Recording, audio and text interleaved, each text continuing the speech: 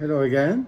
This weekend, we're still in the beginning of summer, but somehow the weather doesn't seem to agree. There's like 30-degree colder today than yesterday, but we're gonna stay with the spirit of the summer, which to me is really a good time to drink Beaujolais because you can sort of cheat a little bit. You can put it in the fridge. You enjoy it outside at any time of the day. So here we are with the Beaujolais again.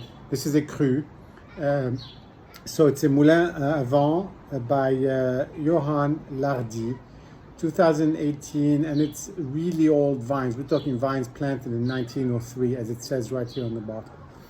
So anyway, as we've discussed before, I've come to like these crus, these Beaujolais crus, quite a bit. I mean, they just represent freshness, intensity, quality, value in just a package. It's really hard to beat once you really focus on these crus.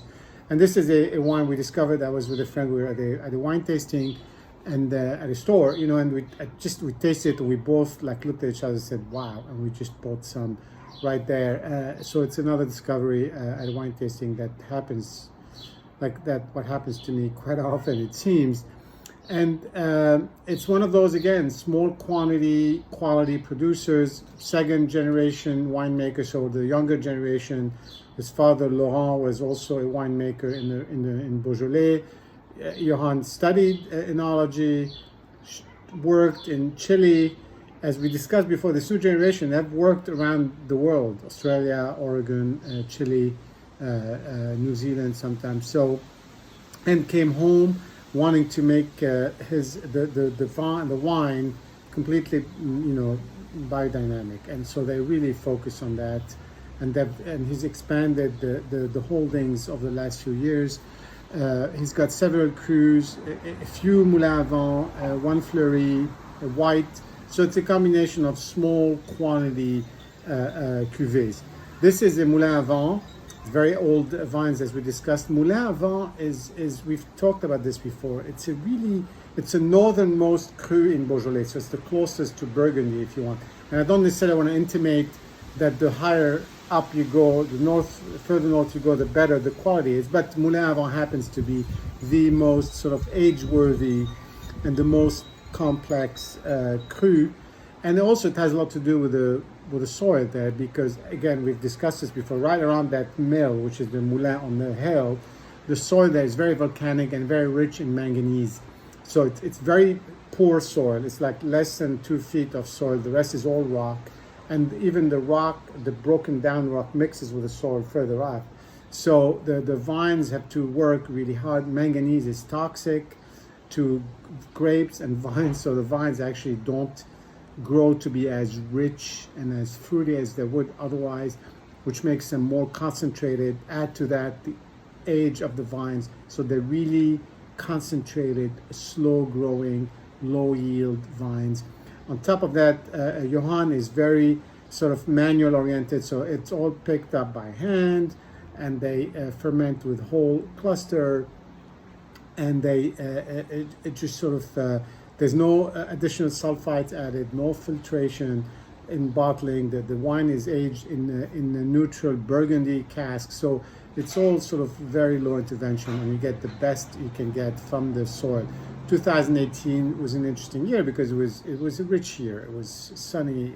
There was water. There was a lot of yield, but as a result, a lot of wines maybe were a little bit too watery, not concentrated enough in some parts of the.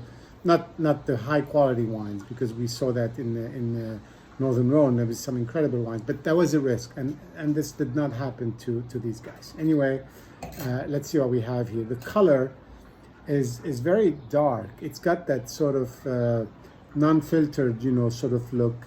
Not necessarily that it's not clear, but it's got this dark and depth look, halfway in between sort of a Pinot and something else. So it's a little bit pink, a little bit red.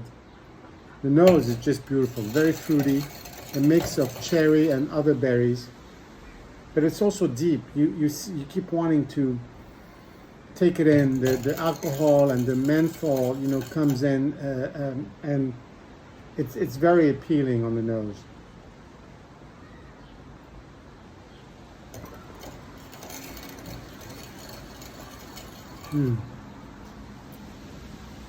It's really a beautiful balance. You've got the acidity, which is typical sort of Burgundy, but this is not one. But you've got that.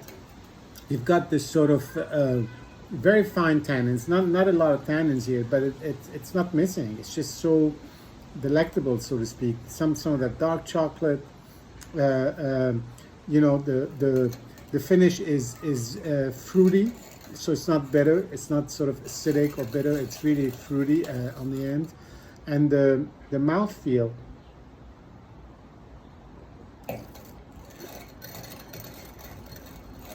The mouthfeel is really fruit that ends on a little bit of bitterness, which just sort of reminds you that this is a wine that can, you know, sit for another 5-10 years. It's just a beautiful wine, and when you add the price point on these things, it's just hard to pass these things up. It's got everything you would want in a nice, fresh, beautiful quality Burgundy, but at really much cheaper price. So it's just something we discovered.